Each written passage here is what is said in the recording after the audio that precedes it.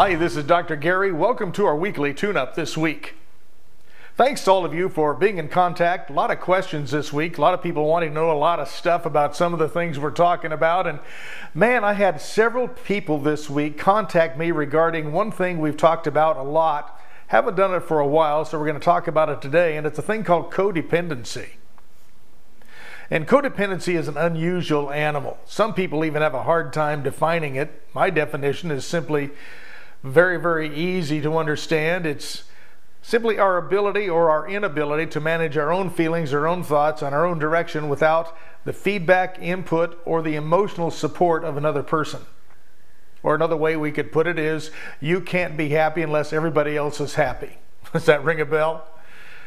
Codependency also is one of the fundamental things about each one of us that sometimes triggers compulsive behaviors like drinking, addictions, sometimes stealing, sex addiction, love addiction.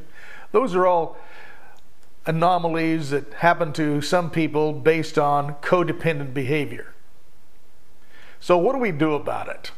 All of us are codependent in one level or another. It's pretty human nature to be codependent.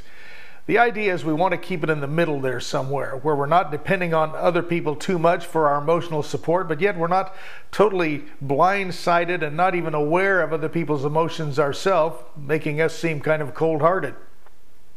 Codependency is brought about by our self-esteem, our ability to feel like we're accomplishing something.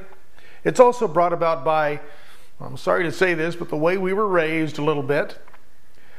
Having rewards when things went well and being punished when things weren't going well. So we seek rewards, and then it converts into addictions later on in life. Now, some people will argue with me on this, saying that codependency is some kind of a psychological disorder. It's really not. It's a human disorder, and we're all human. So we're going to be a little bit codependent about a lot of different things most of the time. The idea is to get in the middle there somewhere. So if you're in a relationship and you have a hard time enjoying your relationship because that other person seems to be having you walk on eggshells, or maybe you have to have that other person pay attention to you a lot, or you're not feeling secure yourself, these are codependent issues. And one of the things we want to learn to do with ourselves is, first of all, to understand we have issues. But they're not really issues. It's really centered around choice and testing new parameters and boundaries and allowing ourselves to feel good about ourselves.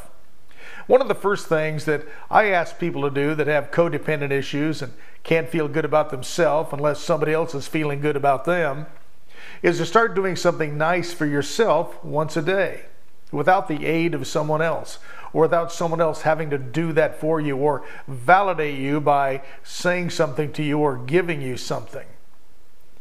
You see, if we start being nice to ourselves and recognizing and validating ourselves that we're worth it, and understand that other people's feelings pretty much stop at our nose, and our ability to feel bad stops at their nose. If somebody else is feeling bad, it doesn't mean we got to also. In fact, you can't feel bad enough to save everyone else. The best thing you can do in codependent relationships where you feel pulled by that other person is to really start looking and analyzing what's going on here. If they're unhappy with me, how come that makes me unhappy? Ask yourself that question and start looking for answers. You're going to find it might be difficult to find the answers at first, but they're there.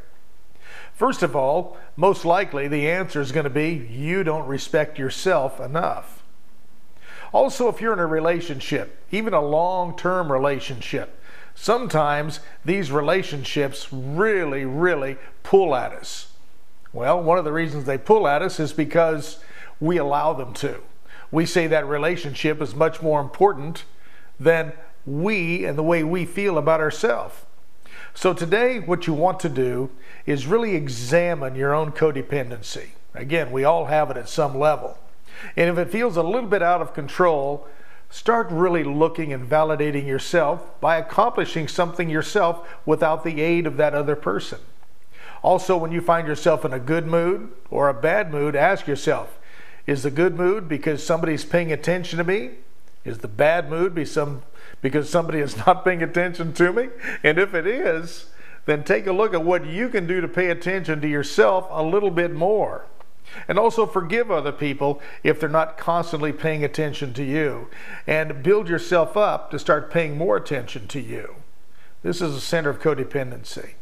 And you're going to find if you raise your children around being independent, which they're going to strive to be independent, let them. Just set up proper boundaries so they're safe. Our job as raising kids is really about teaching them how to be self-sufficient, self-actuated, and self-motivated. So independence is part of that with children. And to make them codependent, you overparent them. By overparenting them, it'll either make them rebel and go way too dependent, or want to be more independent on steroids. So find the balance. And when you find that balance, things will start working better. Now, one thing I want to address before I get finished here today. One of my other viewers commented they were so gentle and kind when they did, recognizing once in a while on the end of these tune-ups with our little closing thing there where we kind of type out a brief summary of what the tune-up was about. You'll see it. Sometimes there's a misspelled word there, and they wanted me to make sure that I talk to the person that's responsible for that. Well, I'll tell you what, I'm the one that's responsible for that. Yeah. Sometimes my eyes don't work as well as they ought to, and sometimes I'm doing this so fast I just overlook that, and I have to apologize, and I appreciate you calling my attention to that. It's not the first time. I'm going to work on it, pay a little more attention, and understand that's my job. Can't blame anyone else.